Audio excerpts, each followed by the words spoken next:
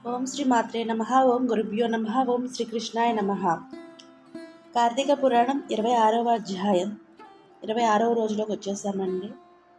వీడియోలోకి వెళ్ళే ముందైతే మొదటిసారి మా ఛానల్ చూసినట్టయితే లైక్ చేయండి, షేర్ చేయండి, సబ్స్క్రైబ్ చేసుకొని పక్కన బెల్ ఐకాన్ ఉంటుంది.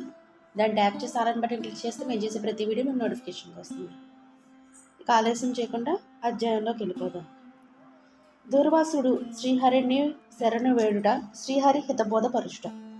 ఈ విధంగా అత్రి మహాముని అగస్త్యునితో దూర్వాసుని కోపం వల్ల కలిగిన ప్రమాదము తెలిపి మిగిలిన వృత్తాంతం ఇట్లు తెలియజేయును.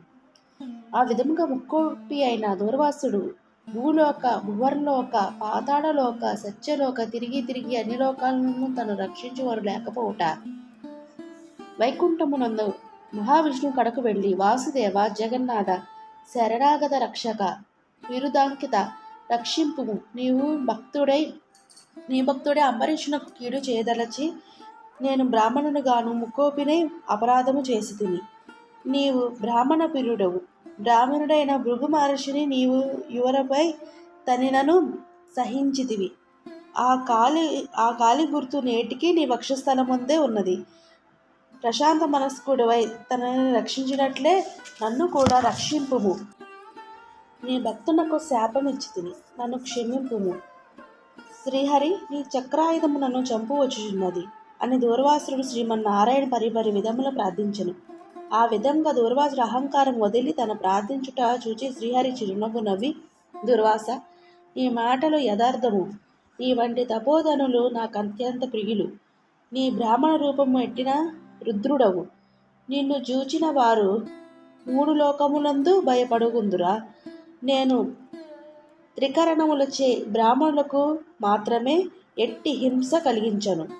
ప్రతి యుగమందు గో, దేవ, బ్రాహ్మణ సాధుజనంబులో సంభవించే యపాదాలను పోగొట్టుటకు ఆయా పరిస్థితులకు తగిన రూపము ధరించి దుష్ట శిక్ష రక్షణ గావిత్తును. నీ వక్రముగా అంబరీషుడిని శపించితివి.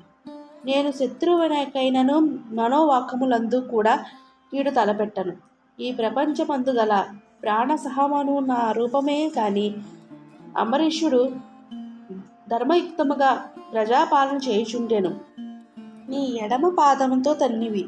తన ఇంటికి వచ్చిన అతిథివై వచ్చి కూడా నేను వేళ్లకు రాని ఎడల 12 గడిలో దాటకుండా భుజింపమని అంబరీషుడు చెప్పనైతివి.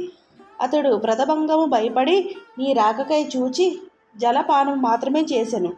అంతకంటే అతడు అపరాధము ఏమీ చేసెను?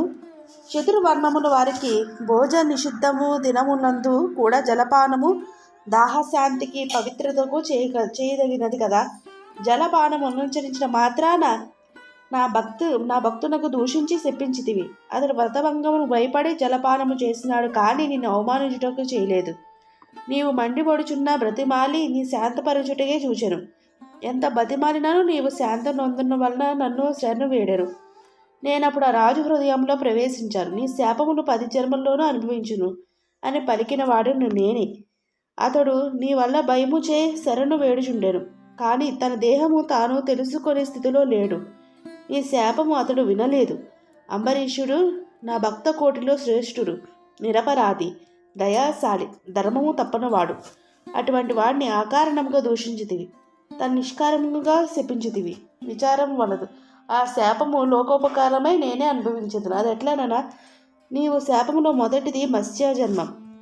నేను ఈ కల్పమున మానవులకు రక్షించుట నిమిత్తము సోమకుడని రాక్షసులను చంపుటకు మత్స్య రూపం ఎత్తుదును. మరి కొంతకాలముకు దేవదాన క్షీరసాగరం మదించుటకు మందర పర్వతమును కవ్వముగా చేయుదురు. ఆ పర్వతము నీటిలో మునగకుండా కూర్మ రూపమును నా వీపుపై మోయేదును.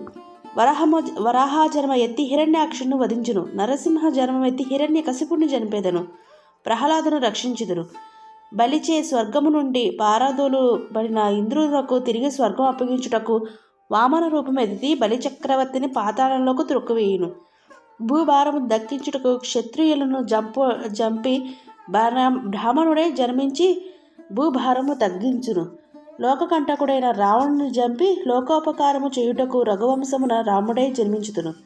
పిదప యాదవ వంశంలో శ్రీకృష్ణునిగా, కలియుగమందు బుద్ధునిగా, కలియుగమాంతం విష్ణుచిత్తుడు విప్రుడుగా కెల్కి అను పేరుతో జన్మించి అశ్వారుడనై పరిభ్రమించు బ్రాహ్మణ ద్వేషులందరినూ మట్టుపెట్టెదరు.